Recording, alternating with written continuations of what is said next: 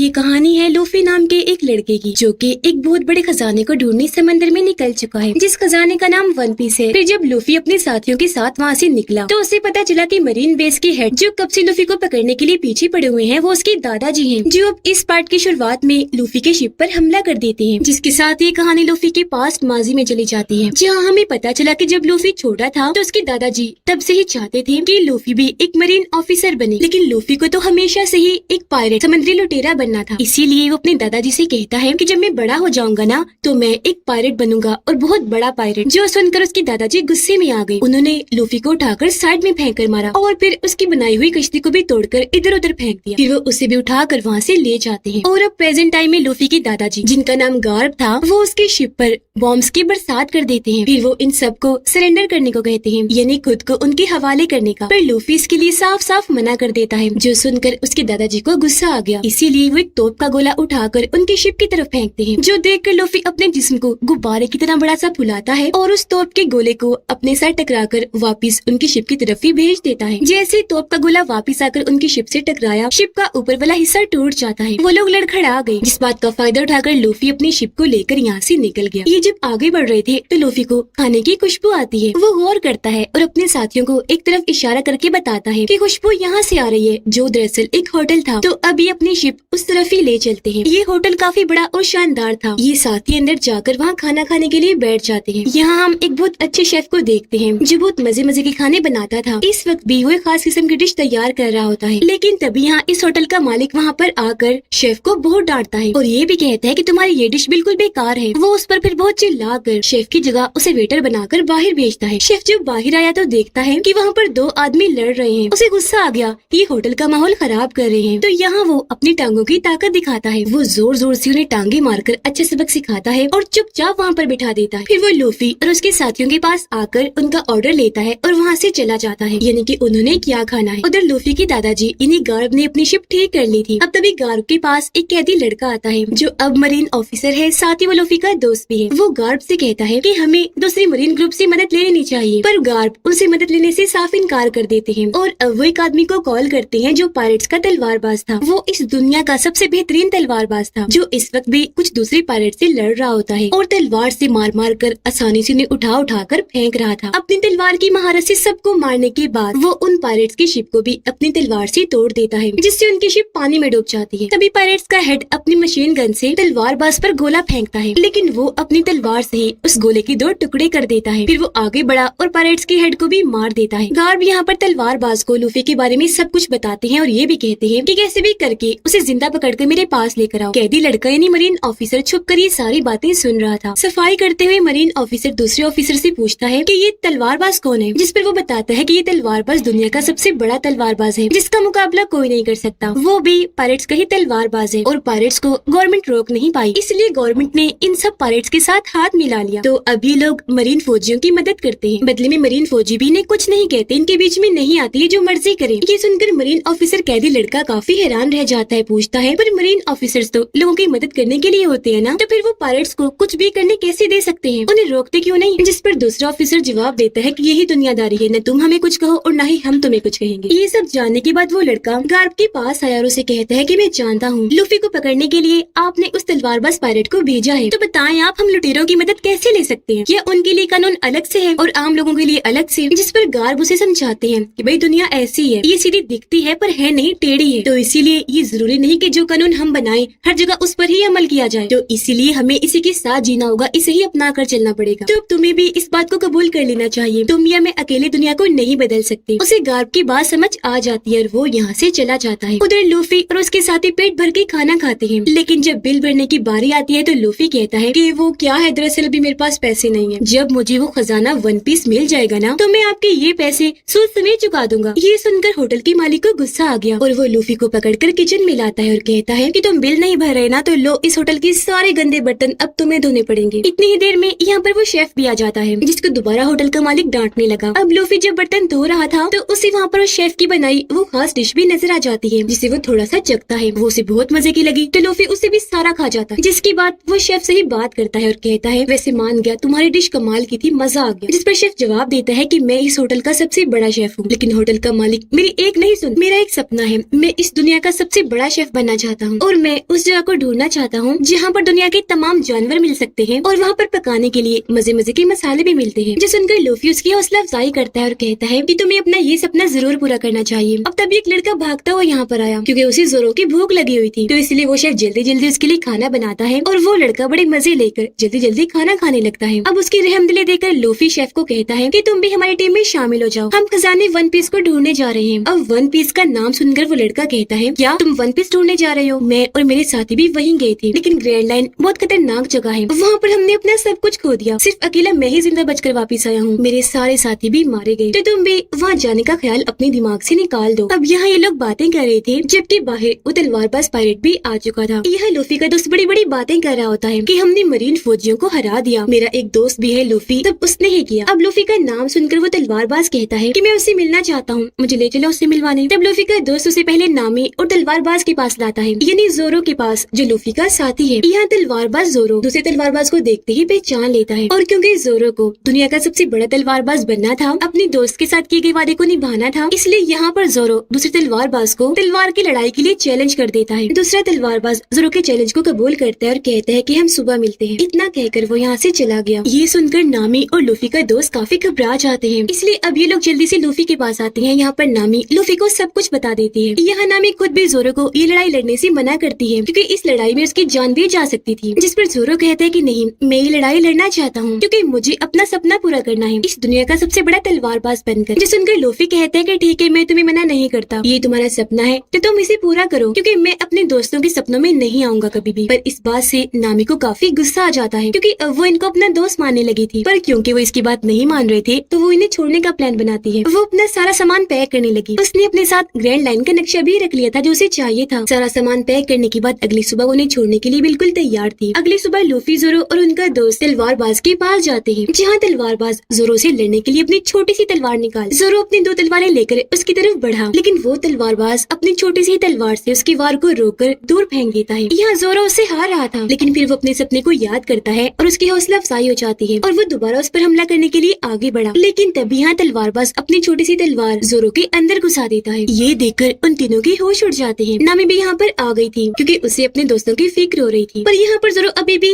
हार नहीं मानता, जो देखकर तलवारबाज कहता है कि तुम वाकई बहादुर हो, तो मुकाबला तो बड़ा बनता है। जो कहकर वो अपनी बड़ी तलवार निकाल लेता है। जोरो भी अपनी तीसरी तलवार निकाल लेता है, उसे मुंह में रख के 2 तलवारें हाथ में पकड़कर वो तलवारबाज पे हमला कर देता है। लेकिन तलवारबाज अपनी तलवार से उसकी दोनों तलवारों पे हल्का सा कट मारता है, जिससे उसकी तलवारें टूट जाती हैं, उनका चूरा बन जाता है। लेकिन अभी भी जोरो हिम्मत नहीं हारता, बल्कि उसे लड़ने के लिए, मरने के लिए बिल्कुल सामने आके खड़ा हो जाता है। अब इस लड़ाई को खत्म करने के लिए तलवारबाज जोरो के सीने पर अपनी तलवार मारता है। जोरो को कट लग गया, इसलिए वो नीचे गिर जाता है। तलवारबाज जोरो से काफी मुतासिर हो गया था, इसलिए अब वो यहाँ अपना काम नहीं करता, यानी लूफी को नहीं पकड़ता और जोरो से कहता है कि तुम सच में बहादुर हो, इसलिए अब तुम दोबारा से ठीक हो जाओ और ताकतवर बनकर मेरे पास आ जाना, मैं तुम्हारा इंतजार करूंगा। जो कहकर वो यहाँ से चला जाता है और अब तभी यहाँ जोरो बेहोश हो जाता है। लूफी, नामी और उनका दोस्त उसे उठाकर अपने शिप पर ले आते हैं। ये जब उसका कट देखती है तो इन्हें समझ लग जाती है कि जोरो को बचाने के लिए हमें डॉक्टर की जरूरत है। तो मदद के लिए लूफी उसी शेफ और उसके मालिक के पास आता है। वो यहाँ सारी बात बता देता है और डॉक्टर का पूछता है, इस पर होटल का मालिक कहता है कि यहाँ पर कोई डॉक्टर नहीं है और अब वो खुद ही उसकी मदद के लिए चला जाता है। होटल का मालिक खुद ही जोरो की मरहम पट्टी करने लगता है। वो उसके जख्म पर टांके लगाता है, फिर मछली की खाल को उसके ऊपर लगा देता है ताकि ये जल्दी ठीक हो जाए। पर साथ में वो उसके साथियों से भी कहता है कि इसकी हालत बहुत खराब है, तुम्हारा दोस्त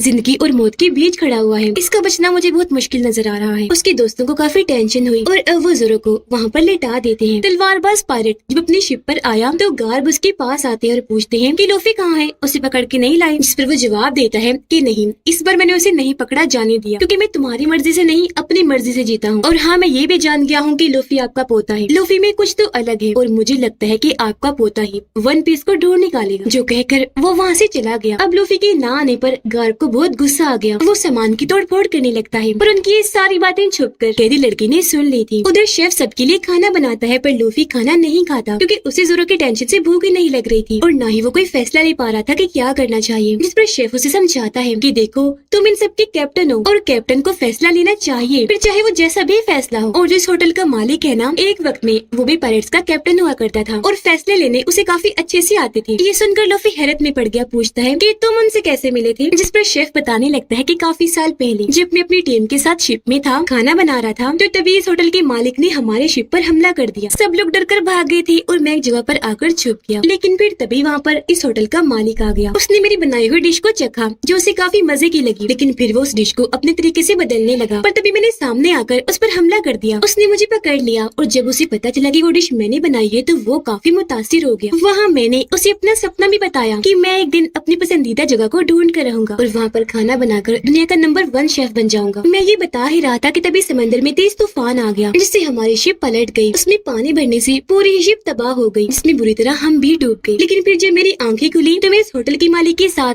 समंदर के बिल्कुल बीचों बीच एक जगह पर फंसा हुआ था। दरअसल उसने मेरी और अपनी जान बचा ली थी। यहाँ उसके पास 2 बैग थे। छोटे वाला बैग उसने मुझे दे दिया जिसके अंदर खाना था। मैंने देखा कि तो बड़ा चालाक है, बड़ा बैग खुद रख लिया और छोटा मुझे दे दिया। मैंने उससे पूछा भी कि तुमने मुझे छोटा बैग क्यों दिया और बड़ा खुद क्यों रखा, जिस पर उसने कहा क्योंकि मैं बड़ा हूँ तो खाने के लिए मुझे ज्यादा सामान चाहिए। फिर उसने मुझे कहा कि दूसरी साइड पर जाओ और किसी शिप के आने का इंतजार करो। जब तक कोई शिप नहीं आ जाती तुम मेरे पास भी मत आना। ये सुनकर खाना लेकर मैं दूसरी साइड पर चला गया। लेकिन अब यहाँ पर काफी दिन गुजर गए थे और कोई शिप यहाँ पर नहीं आई थी। मेरे पास जो खाना था वो भी खत्म हो रहा था। फिर 25 दिन के बाद मुझे एक शिप दिखाई दिया। मैं उसे देखते ही जोरों से चिल्लाने लगा, पर वो शिप मुझसे काफी दूर थी तो वो लोग मुझे नहीं देख पाते। और फिर ऐसे ही वो चला गया। फिर ऐसे ही 30 दिन गुजर गए और मेरा खाना तकरीबन खत्म हो ही गया था। इसलिए तब मैंने बस इतना ही खाना खाना शुरू कर दिया जितना मुझे जिंदा रख सकता था। फिर ऐसे ही 50 दिन गुजर गए। मेरा खाना बिल्कुल खत्म हो गया था और मेरा भूख से बुरा हाल था। मैं तड़प रहा था। मुझे बहुत गुस्सा आ गया, इसलिए मैंने फैसला किया कि अब मैं होटल की मालिक का खाना चुराता हूँ। मैं चाकू लेकर उसके पास गया। मैंने देखा कि उसकी भी हालत मेरी तरह बहुत खराब है और उसका जो बैग था वो वैसा का वैसा वहीं पड़ा हुआ था। मैंने उसमें चाकू मार दिया, पर उसमें कोई खाना नहीं था बल्कि सोना, चांदी, मोती और जेवरात थे, जिसका मतलब कि उसने अपने लिए कोई भी खाना नहीं रखा, सारा का सारा मुझे दे दिया। और आज तक वो जिंदा इसलिए था क्योंकि उसने इन दिनों में अपना ही पैर काट काट कर खाया था। उसकी ऐसी हालत देखकर मुझे बहुत दुख हुआ। मैंने उससे पूछा कि तुम्हारे लिए मैं तो अनजान था, फिर तुमने मेरे लिए ये सब क्यों किया? जिस पर होटल के मालिक ने मुझे बताया कि जो जगह तुम ढूंढ रहे हो उस जगह को ढूंढना मेरा भी सपना था, लेकिन मेरी सारी जिंदगी उसको ढूंढते ही गुजर गई और वो जगह मुझे नहीं मिली। इसलिए मैं चाहता था कि तुम जिंदा रहो, जिसके बाद बड़े होकर तुम अपना और मेरा सपना पूरा करो, वहाँ पर खाना बनाकर। ये सारी बातें सुनकर मुझे बहुत दुख हुआ। अब कहानी प्रेजेंट टाइम में आती है, जहाँ पर वो शेफ इनको कहानी सुना रहा था। वो कहता है कि हम वहाँ पर 85 दिनों तक फंसे रहे, जिसके बाद वहाँ एक शिप ने आकर हमारी जान बचाई और अब लूफी तुम्हें भी उसकी तरह कोई फैसला लेना चाहिए। अब ये इतनी बड़ी कहानी सुनने के बाद भी लूफी को कुछ समझ नहीं आता। नामी जोरो के पास बैठी होती है। वो किताबों से उसे कहानियां सुना रही थी और बातें कर रही थी ताकि उसे जल्दी होश आ जाए, लेकिन वो तो होश में आने का नाम ही नहीं ले रहा था। और तभी यहाँ लूफी आ जाता है। नामी उस पर भड़क पड़ती है कि ये सब कुछ तुम्हारी वजह से हुआ है। अगर तुम चाहते तो जोरो को इस सब से रोक सकते थे, पर तुमने उसे नहीं रोका, लड़ने दिया। जिस पर लूफी कहता है कि देखो ऐसी बात नहीं है, मैं अपने दोस्तों के लिए कुछ भी कर सकता हूँ, लेकिन मैं उनके सपनों के आगे कभी भी नहीं आऊंगा। और इसकी तरह तुम्हारा भी कोई सपना होगा ना जिसे तुम पूरा करना चाहती हो। जो सुनकर नामी काफी जज्बाती हो जाती है और कहती है कि हर कोई तुम्हारे जैसा नहीं सोचता, किसी के पास इतना टाइम नहीं है कि वो हर वक्त अपने सपनों के बारे में ही सोचता रहे। जो कहकर वो यहाँ से चली जाती है। उधर गार्ड कैदी लड़की के पास आते हैं और उसे बता देते हैं कि लूफी मेरा पोता है और मैं उसका दादा हूँ। अब वो ये बात सुनकर इतना हैरान नहीं होता क्योंकि ये बात तो उसे पहले से ही पता थी। अब यहाँ पर गार्ड बताते हैं कि मैं बचपन से चाहता था कि लूफी एक मरीन ऑफिसर बने, लेकिन उसने कभी भी मेरी बात नहीं मानी। हमेशा मुझसे यही जिद करता रहा कि मैं पायलट बनना चाहता हूँ। ये सुनकर वो लड़का कहता है कि मैं भी लूफी के साथ रहा हूँ और वो बाकियों से बिल्कुल अलग है, बिल्कुल अलग सोचता है। वो पायलट ही बनेगा, कभी भी वो अपने सपने को नहीं छोड़ेगा। उसे इसका इतना जुनून है कि अगर पायलट बनने के लिए उसे अपनी जान भी देनी पड़ी तो वो मर जाएगा। इसलिए सर अब मैं आपसे ये कहता हूँ कि लूफी की जान छोड़ दीजिए। ये सारी बातें सुनकर गार्ड उस पर अमल नहीं करता, बल्कि उसने एक जिद सी लगा ली थी। वो अपने सारे मरीन ऑफिसर्स को इकट्ठा करता है और कहता है कि पायलट्स अपनी बात के पक्के हैं, वो मजबूत है, कभी भी अपनी बात से नहीं हटेंगे। इसीलिए अब से हम भी सख्त बनेंगे और हम भी अब से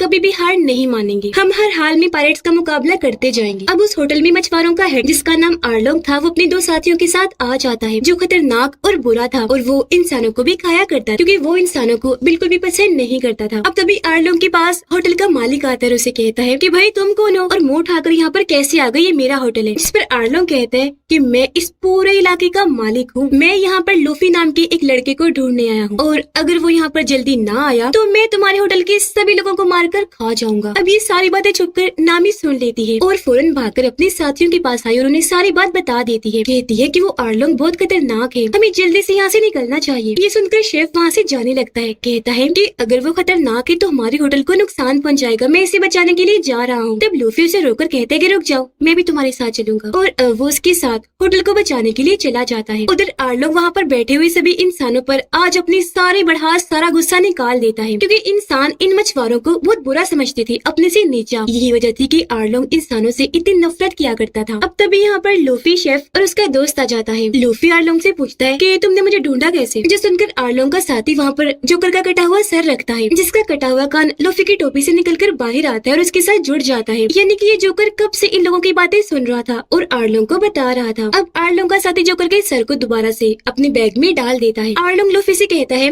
कि अब तुम मुझे ग्रैंड लाइन का नक्शा दे दो, पर वो मना कर देता है। होटल का मालिक पीछे से आकर आर्लोंग पर गोली चला देता है। गोली उसको छूकर नीचे गिर गई, पर आर्लोंग को हल्की सी खरोच भी नहीं आई। ये देखकर आर्लोंग के साथी को गुस्सा आ गया। वो होटल के मालिक की टांग पर पैर मारकर उसे नीचे फेंक देता है, फिर मुक्का मारकर उसे दूर फेंक के मारता है। ये देखकर शेफ को बहुत गुस्सा आया। वो आर्लोंग के साथी को मारने के लिए आगे बढ़ा, उसके चेहरे पर अपनी टांगों की ताकत दिखाता है और उस पर एक साथ बहुत सारी टांगे मारता है, लेकिन उसे कुछ नहीं होता क्योंकि वो भी बहुत ताकतवर था। वो हल्का सा हाथ ही मारकर शेफ को दूर फेंक के मारता है। ये देखकर लूफी भी अपनी खास मूव का इस्तेमाल करता है, यानी अपनी लचकदार ताकत से जो उसके पास थी उसकी मदद से अपने हाथ को लंबा सा करके वो आर्लोंग के मुंह पर मुक्का मारता है। लेकिन आर्लोंग उसके वार को रोककर लूफी को ही अपने हाथों में बच्चों की तरह पकड़ लेता है और फिर उसे उठाकर होटल से बाहर फेंक के मारता है। वो खुद भी बाहर आ गया और अब उन दोनों के बीच जबरदस्त लड़ाई छिड़ जाती है। आर्लोंग लूफी को पटक पटक कर मार रहा था, लेकिन लूफी को भी कुछ नहीं हो रहा था, बल्कि उसे तो मजा आ रहा था, वो एंजॉय कर रहा था। इसलिए वो आर्लोंग की तरफ देखकर हंसने लगता है। फिर लूफी उठकर अपना हाथ लंबा करता है और आर्लोंग पर कई बार मुक्कों से हमला करता है, लेकिन तभी आर्लोंग उस पर समंदर का पानी फेंक देता है, जिससे यहाँ पर लूफी की ताकतें कम होने लगती है। जिसके बाद वो लूफी को पकड़कर उसे खाने ही वाला था कि तभी यहाँ पर नामी आकर आर्लोंग को ऐसा करने से रोक देती है और कहती है कि मुझे ग्रैंड लाइन का नक्शा मिल चुका है, अब हमें यहाँ से चलना चाहिए। अब यहाँ हमें पता चला कि नामी शुरू से ही दरअसल आर्लोंग के लिए ही काम कर रही थी और उसके बाजू पर जो निशान था वो भी आर्लोंग का ही था और उसका मकसद ग्रैंड लाइन का नक्शा चुराना ही था। इसीलिए वो इतने वक्त से लूफी और उसके साथियों के साथ थी। अब उसकी सच्चाई जानकर लूफी को काफी गुस्सा आता है। अब आर्लोंग लूफी को खाना चाहता था, पर नामी उसे कहती है कि बच्चे को खाकर क्या करोगे, ऐसा करो इसे पानी में फेंक दो। तब आर्लोंग ने ऐसे किया और वो उसे पानी में फेंक देता है। लूफी पानी में डूबने लगा, लेकिन तभी यहाँ पर शेफ ने आकर उसकी जान बचा ली। वो उसे बाहर ले आया। तब ठीक होने के बाद लूफी जोरो के पास आता है। जोरो को भी होश आना शुरू हो गई थी, जो देखकर लूफी बहुत खुश हो जाता है, पर नामी ने जो उनके साथ किया उस पर लूफी को यकीन नहीं आ रहा था। होटल का मालिक शेफ को कहता है कि बस अब तुम यहाँ से जाओ और अपना और मेरा सपना पूरा करो, उस जगह को ढूंढ कर, जिस पर शेफ वहाँ से चला जाता है। अब जोरो के होश में आने के बाद लूफी फैसला करता है कि सबसे पहले हम नामी को ढूंढने जाएंगे। वो जब यहाँ से निकलने लगे तो शेफ भी यहाँ पर आ जाता है इनके टीम में शामिल होने के लिए, जिसे खुशी खुशी लूफी शामिल कर भी लेता है, क्योंकि होटल के सारे लोगों को आखिर अलविदा कहकर वहाँ से निकल जाते हैं। ये लोग लूफी से पूछते हैं कि हम नामी को ढूंढेंगे कैसे, तो वो उन्हें जोकर का कटा हुआ सिर दिखाता है जो उसके पास ही था और अब वो कटा हुआ सर इनको आगे का रास्ता बताता है। लूफी नामी को इसलिए ढूंढना चाह रहा था क्योंकि वो जानता था कि नामी ये सब अपनी मर्जी से नहीं कर रही, बल्कि ऐसा करने के पीछे उसकी कोई मजबूरी है। ये लोग अब एक आइलैंड की तरफ बढ़ रहे थे, जिस आइलैंड पर नामी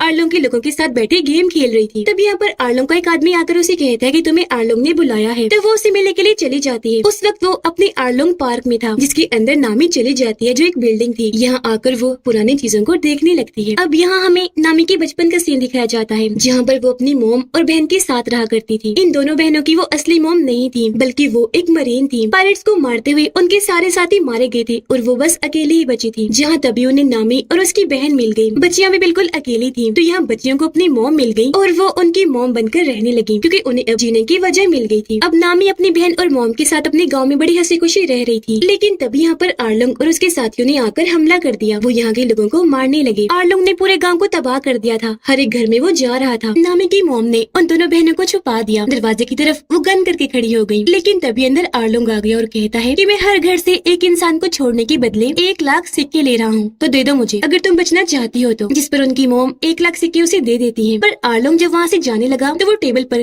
3 प्लेट्स देख लेता है और उसे समझ लग गई थी कि यहाँ पर ये अकेली नहीं, बल्कि इसके साथ कोई और भी रहता है, यानी यहाँ 3 लोग रहते हैं। इसलिए वो उनकी मोम का गला पकड़ लेता है और पूछता है कि बताओ बाकी लोग जो यहाँ पर रहते हैं वो कहाँ हैं। अपनी मोम को मुसीबत में देखकर नामी और उसकी बहन जल्दी से वहाँ से निकल कर बाहर आ गई। उन्हें देखकर आर्लोंग मॉम से कहता है कि अब इन दोनों के बदले मुझे 50-50 हजार सिक्के चाहिए। पर उनकी मॉम काफी घबरा गई क्योंकि उनके पास और सिक्के नहीं थे, इसलिए उसे कहती है कि तुम ऐसा करो, वो 1 लाख सिक्के मेरे दोनों बच्चियों के बदले रख लो, इन्हें छोड़ लो और मुझे पकड़ कर ले जाओ। तो अब आर्लोंग दोनों बच्चियों को तो छोड़ देता है, लेकिन उनकी आंखों के सामने उनकी मॉम को मार डालता है। जिसके बाद नामी आर्लोंग के पास गई और उसकी टीम में शामिल हो गई, जहाँ प्रेजेंट टाइम में खड़ी होकर ये सारी बातें वो याद कर रही थी। तो उसके पास आर्लोंग आ जाता है। अब नामी आर्लोंग का साथ इसलिए दे रही थी क्योंकि उन दोनों के बीच एक सौदा हुआ था, जिस सौदे के मुताबिक वो ग्रैंड लाइन का नक्शा आर्लोंग को दे देती है। इससे वो खुश तो हुआ, लेकिन नामी को कहता है कि अब तुम अपने पुराने गाँव जाओ और वहाँ के लोगों से जबरदस्ती पैसे वसूल करके लेकर आओ। उधर गार्ड अपनी टीम के साथ लूफी को ढूंढते हुए उस होटल में पहुँच जाते हैं। वो होटल के मालिक को देखकर पहचान लेते हैं कि पहले ये भी एक पायलट हुआ करता था। वो उसे लूफी के बारे में पूछते हैं, पर होटल का मालिक मना कर देता है कि मैं किसी लूफी को नहीं जानता। लेकिन गार्ड को शक हुआ कि ये झूठ बोल रहा है, तो वो खाना खाने के लिए यहीं पर रुक जाते हैं। उधर लूफी और उसके साथी इस आइलैंड पर नामी के गांव में आ जाते हैं और यहाँ का बुरा हाल देखते हैं, जहाँ पर आर्लोंग ने अपने साथियों के साथ मिलकर पूरे ही गांव को तबाह करके रख दिया था। लूफी और उसके साथी यहाँ पर गांव वालों को देखते हैं, जिनसे एक पुलिस ऑफिसर और नामी जबरदस्ती पैसे वसूल कर रहे थे। गांव वाले नामी को दोबारा देखकर काफी हैरान रह जाते हैं। यहाँ पर उसकी बहन भी थी, जो नामी को बातें सुनाकर वहाँ से चली जाती है। ये सब लूफी और उसके साथी देख रहे थे। नामी ने भी इनको देख लिया था। गाँव वालों से पैसे लेने के बाद वो इनके पास आती है और पूछती है कि तुम यहाँ पर क्या कर रहे हो, चले जाओ यहाँ से। जो सुनकर लूफी कहते हैं कि नहीं, हम यहाँ से नहीं जाएंगे, क्योंकि हम जानते हैं ये सब तुम जानबूझ के नहीं कर रही, बल्कि सब करने के पीछे तुम्हारी मजबूरी है। नामी कहती है कि जी नहीं, तुम्हें गलत लगा, मैं आर्लोंग के साथ काम करती हूँ, यही मेरा असली रूप है और ग्रैंड लाइन का नक्शा पाने के लिए ही मैं तुम्हारे साथ थी, तुम सबको बेवकूफ बनाया, तो अब तुम यहाँ से चले जाओ, मुझे तुम्हारी कोई जरूरत नहीं है। जो कहने के बाद वो यहाँ से चली जाती है। पर यहाँ लूफी जानता था कि नामी झूठ बोल रही है, इसीलिए वो उसके घर जाते हैं, जहाँ पर उसकी बहन गन लेकर सामने आ जाती है और कहती है कि चले जाओ यहाँ से। लूफी कहते हैं कि हम नामी के बारे में बात करना चाहते हैं। वो कहती है कि नहीं, मैं उसके बारे में कोई बात करना नहीं चाहती। अब यहाँ पर शेफ अपनी बातों का जादू चलाता है और उसे कहता है कि मैं शेफ हूँ, मैं तुम्हें अपने हाथ से मजे का खाना बनाकर खिलाऊंगा, जिसके बदले तुम हमें नामी के बारे में बता देना। ये सुनकर उसकी बहन मान गई और अपने साथ उन्हें अंदर ले आती है। खाना खाते हुए ये लोग नामी के बारे में बात करने लगते हैं। वो उसे बताते हैं कि नामी हमारे साथ थी, लेकिन फिर उसने हमें धोखा दे दिया। हमें पता चला कि वो तो आर्लोंग के साथ मिली हुई है और हमें बेवकूफ बना रही थी। तब यहाँ उसकी बहन बताती है कि हाँ, नामी मेरी बहन है, वो और मैं बचपन में अपनी मॉम के साथ रहा करते थे, लेकिन आर्लोंग ने हमारे गाँव को तबाह कर दिया, मेरी मॉम को भी मार दिया, जिसके बाद नामी उसके साथ जाकर मिल गई। यही वजह है कि मैं अपनी ही बहन नामी से नफरत करती हूँ। यहाँ लूफी सोच में पड़ जाता है कि कुछ तो है जो नामी हमसे छुपा रही है और वो उसकी मदद करना चाह रहा था। गार्ड होटल के मालिक से दोबारा लूफी के बारे में पूछते हैं, जिस पर वो कहता है कि देखिए, लूफी की जान छोड़ दे, मैंने उसके बारे में सुना है कि वो बहुत अलग है और वो एक बहुत बड़ा पायलट बन सकता है। जिस पर गार्ड कहते हैं कि बड़े पायलट्स का आखिर में बुरा अंजाम ही होता है, तो मैं नहीं चाहता मेरे पोते के साथ वैसा कुछ हो। कैदी लड़के और दूसरे मरीन ऑफिसर को पता चल जाता है कि लूफी अपने साथियों के साथ पास के आइलैंड पर गया है। वो ये सारी बातें आकर गार्ड को बताते हैं, इसीलिए अपने साथियों के साथ अब लूफी को पकड़ने के लिए वो भी उस आइलैंड के लिए निकलने लगते हैं। उधर आर्लोंग, जिसे ग्रैंड लाइन का नक्शा मिल चुका था, तो उसकी खुशी में वो जश्न मना रहा होता है। गाँव वालों के पैसे लेकर नामी आर्लोंग के पास आ जाती है और कहती है कि मुझे तुमसे अपने गाँव के बारे में बात करनी है। आर्लोंग कहते हैं कि अभी जश्न मनाओ, बातें बाद में होती रहेंगी। लेकिन तभी यहाँ पर एक दूसरा मरीन ग्रुप आ जाता है, जो भी असल में आर्लोंग के लिए ही काम कर रहे थे। ये आर्लोंग की तबाही अपने मरीन बेस पर नहीं बताते थे, जिसके बदले में आर्लोंग इन्हें पैसे दिया करता था। इस मरीन ग्रुप का कैप्टन आर्लोंग को बताता है कि हमने आपका एक और काम कर दिया, जिसके बदले में आर्लोंग उसे कुछ और पैसे देता है। जो देखकर नामी आर्लोंग से पूछती है कि तुम हमारे सौदे की बात कब करोगे? 10 करोड़ सिक्के तैयार हैं, अब अपना वादा पूरा करो। अब यहाँ पर आर्लोंग को काफी हैरानी हुई। वो नामी से कहता है कि तुम मुझसे जरूर कोई बात छुपा रही हो, बताओ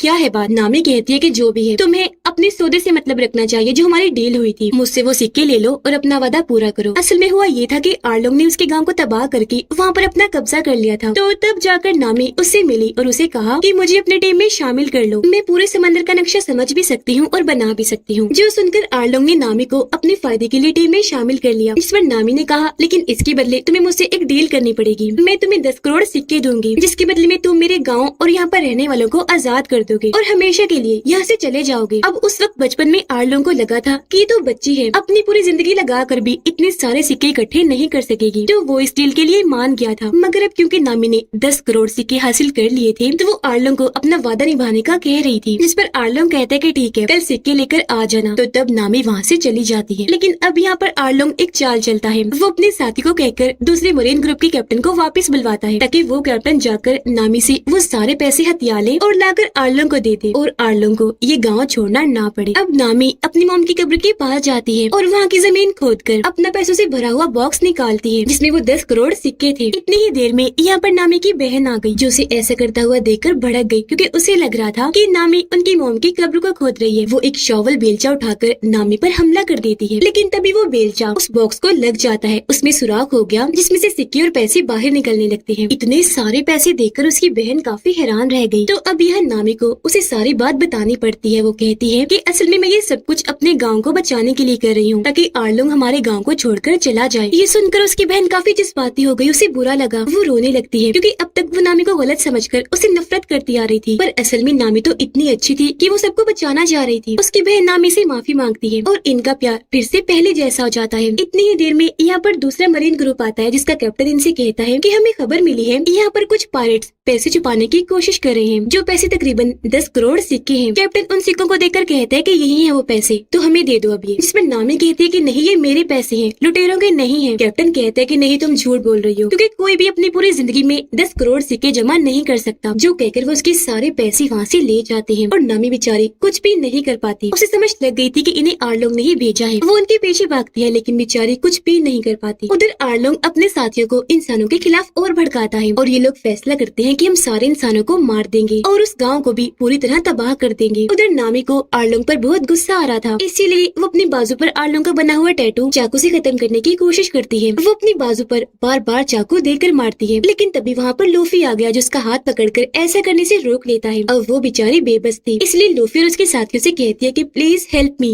यानी मेरी मदद करो। तो वो सारे लोग इसकी मदद करने के लिए तैयार हो गए। लूफी यहाँ पर फैसला करता है कि कुछ भी हो जाए अब मैं आर्लोंग को मार कर ही रहूंगा। पर तब ये लोग देखते हैं कि आर्लोंग ने पूरे गांव पर हमला कर दिया है। अगली सुबह जब ये वहाँ गए तो देखते हैं कि आर्लोंग और उसके साथियों ने पूरे ही गांव को तबाह बर्बाद करके रख दिया है। और यह नामी की बहन ने गांव वालों को सारी सच्चाई बता दी थी। जो पहले नामी को गलत समझ रहे थे अब उसकी मदद करने यहाँ पर आ जाते हैं। अपने साथ वो हथियार भी लाए थे क्योंकि वो आर्लोंग और उसके साथियों से लड़ने के लिए बिल्कुल तैयार थे। पर नामी उन्हें रोक देती है ये कहकर कि नहीं आप लोगों को कोई जरूरत नहीं है, मैं अपने दोस्तों के साथ ही लड़ाई लड़ूंगी। अब गार्ब और उसकी मरीन टीम इस आइलैंड की तरफ ही आ रहे थे। यहाँ पर दूसरे मरीन ग्रुप का कैप्टन आकर गार्ब को लूफी के बारे में भड़काने लगता है कि उसने वहाँ पर तबाही मचा दी है, जिस पर ये लोग उसे मिलकर पकड़ने का फैसला करते हैं। उधर लूफी और उसके साथी आर्लोंग के एरिया में चले जाते हैं। यहाँ पर लूफी का दोस्त अपने धुएं वाले बॉम्ब से वहाँ हर तरफ धुआं फैला देता है, जिसके बाद अब यहाँ पर लूफी अपने साथियों के साथ आ जाता है। यहाँ आर्लोंग के साथी थे, वो खुद नहीं था। तब नामी लूफी को बताती है कि वो अपने आर्लोंग पार्क में होगा, तो अब ये दोनों उसके पास जाने लगते हैं, जबकि लूफी के बाकी साथी आर्लोंग के साथियों के साथ लड़ने लगते हैं। अपनी तलवारों से अपनी महारतों से वो बड़ी बहादुरी से इनका मुकाबला कर रहे थे। उधर नामी और लूफी बिल्डिंग के अंदर आ जाते हैं। यहाँ पर नामी दोबारा से ग्रैंड लाइन का नक्शा चुरा लेती है, पर तभी यहाँ पर आर्लोंग भी अपने बड़े से हथियार के साथ आ जाता है, जिसके ऊपर बहुत सारे ब्लेड्स लगे हुए थे। वो उस हथियार से लूफी पर हमला कर देता है। ब्लेड उसे गर्दन पर दे मारता है, लेकिन क्योंकि लूफी लचकदार था तो उसे कुछ भी नहीं होता। आर्लोंग लूफी को कहता है कि बचपन से अब तक जैसे मैंने नामी का इस्तेमाल किया तुम कभी भी नहीं कर सकते। जो सुनकर लूफी को काफी गुस्सा आ गया। वो अपने हाथ से एक ब्लेड को पकड़ता है, जिससे उसमें दरारें पड़ जाती है और वो ब्लेड टूट जाता है। अब लूफी अपनी पूरी ताकत लगाकर उसके पूरे हथियार को ही तोड़ के रख देता है और कहता है क्या कहा तुमने नामी को इस्तेमाल किया, ये कोई चीज नहीं है जिसे इस्तेमाल किया जाए, ये इंसान है। इसके भी बचपन से अब तक सपने थे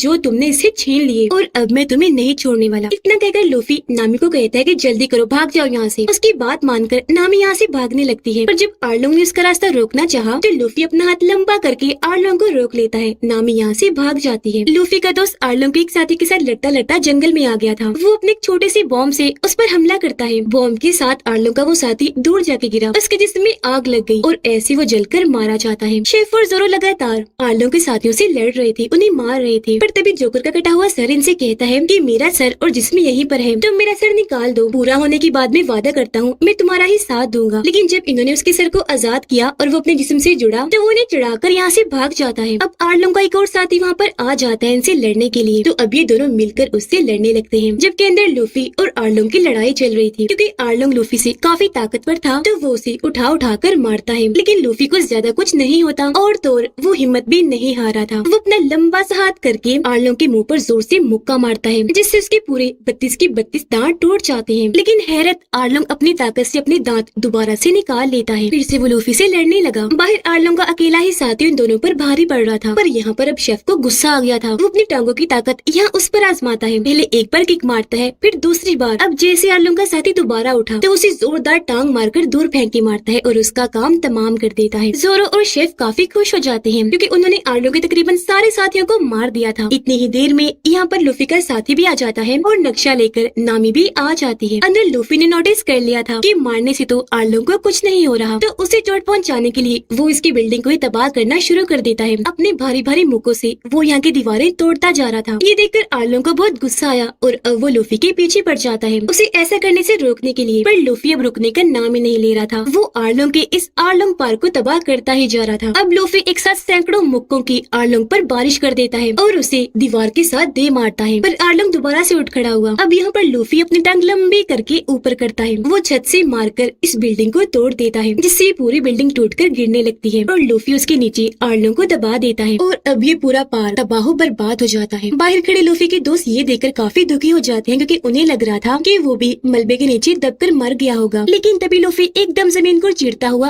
बाहर आता है। उसे जिंदा देखकर ये दोस्त काफी खुश हो जाते हैं और अब सब कुछ बिल्कुल नॉर्मल हो गया था। रात को ये गाँव वाले जश्न मना रहे थे क्योंकि आखिरकार आर्लोंग से उनकी जान छूट गई थी और अब वो लोग आजाद थे। ये लोग वहाँ पर बहुत मजे करते हैं। शेफ सबके लिए खाना बनाता है जबकि लूफी का दोस्त वहाँ सबको अपने किस्से सुनाता है। लेकिन तभी यहाँ गार्ब और उसके साथी आ जाते हैं। वो इनको गन पॉइंट पर सरेंडर करने को कहते हैं। यहाँ पर गार्ब अब लूफी को कहते हैं कि बेटा अब तो हार मान लो, आखिर मैं तुम्हें पकड़ने आ ही गया। बचपन से मैं तुम्हें एक मरीन ऑफिसर बनाना चाहता था, बिल्कुल अपने जैसा, लेकिन आखिर तुम पायलट बन ही गए, जो तुम्हारा सपना था। जो सुनकर लूफी मुस्कुरा कर कहता है कि दादाजी मैं पायलट बना नहीं हूँ, बल्कि मैं पैदा होते ही पायलट हूँ। अब ये सुनकर गार्ब को गुस्सा आ जाता है और अब वो लूफी से लड़ने लगते हैं। वो अपना मुक्का बनाकर लूफी को जोर से देकर मारते हैं और वो काफी दूर जाके गिरता है। लूफी कहते हैं दादाजी आप मुझसे बड़े हैं, मैं आपसे नहीं लड़ सकता। इस पर गार्ब कहते हैं कि नहीं, यहाँ ये बात मत सोचो और आओ पलट कर मुझ पर वार करो। तब ये सुनकर लूफी खड़ा हुआ। वो अपने हाथ लंबे करके रॉकेट की तरह बन जाता है, लेकिन वो एक ही मुक्के से उसे ढेर करके रख देते हैं। फिर गुस्से में ग्रैब लूफी को पकड़ लेते हैं और कहते हैं कि ग्रैंड लाइन पर जाना बच्चों का काम नहीं है, वो जगह कितनी खतरनाक है तुम सोच भी नहीं सकते। लूफी कहते हैं दादाजी आप मेरे साथ चाहे जो मर्जी कर लें, लेकिन मैं अपना वहाँ पर जाने का सपना नहीं छोड़ूंगा और देखना वन पीस को ढूंढकर एक दिन लुटेरों का किंग बन ही जाऊंगा। ये कहकर लूफी जोरों से हंसने लगता है। तो तब यहाँ उसके दादाजी को उसकी हंसी में बहुत बड़े पायलट की हंसी नजर आने लगती है, जो सुनकर उसके दादाजी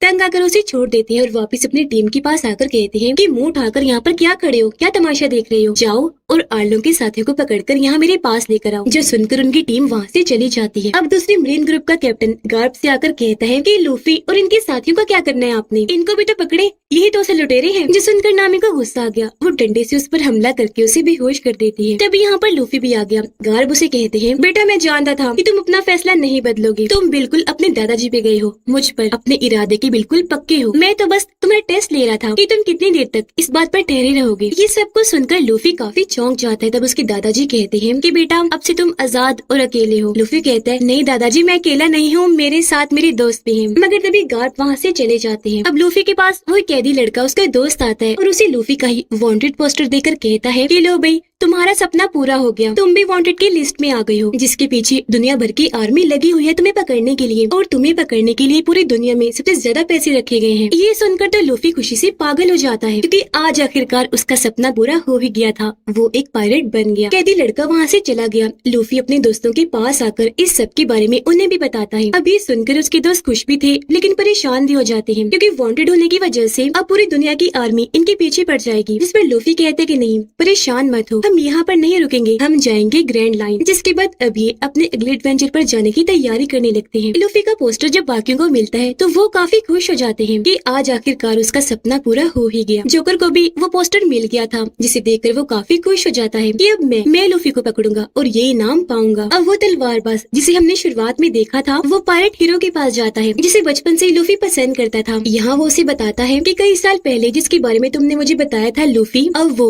एक बहुत बड़ा पायलट बन चुका है। अब पायलट हीरो लूफी का साथी था, इसलिए पोस्टर देखकर वो और उसके साथी भी बहुत खुश हो जाते हैं। उधर लूफी और उसके साथी अब बहुत खुश थे और अपने नए सफर पर निकल चुके थे और अब ये सारे बारी बारी अपना सपना बताने लगते हैं। शेफ कहता है कि मैं अपनी पसंदीदा जगह को ढूंढूंगा, वहाँ खाना बनाकर दुनिया का नंबर 1 शेफ बन जाऊंगा। फिर लूफी अपना पाँव आगे करता है और बताता है कि मैं बनूंगा पायरेट्स का किंग। फिर जोरो अपना पाँव आगे रखता है और कहता है कि मैं बनूंगा दुनिया का सबसे बड़ा तलवारबाज। जब नामे की बारी आती है तो वो कहती है कि मैं समंदर का और पूरी दुनिया का नक्शा बनाऊंगी। जाएंगे। फिर लूफी का दोस्त अपना पाँव आगे रखता है और बताता है कि मैं समंदर का बहुत बड़ा वॉरियर बनूंगा। जिसके बाद अभी अपना नया एडवेंचर करने ग्रैंड लाइन के लिए निकल जाते हैं। इसके बाद हम एक अनजान आदमी को देखते हैं जिसका चेहरा हम देख नहीं पाते। उसके पास भी लूफी का पोस्टर पहुंच गया था जिसपे सिगरेट रोक के वो जला देता है, जिसका मतलब कि लूफी और उसके दोस्तों के लिए खतरा अभी भी नहीं टला। उनके लिए अब नए विलेंस और दुश्मन बन गए हैं जो फिर से उनके पीछे लग जाएंगे। अब एक तरफ ग्रैंड लाइन और उसके खतरे, दूसरी तरफ उनके दुश्मन और विलेन। इनकी लड़ाई बहुत सख्त होने वाली थी और इसी के साथ ये पूरा सीजन इधर ही खत्म हो जाता है।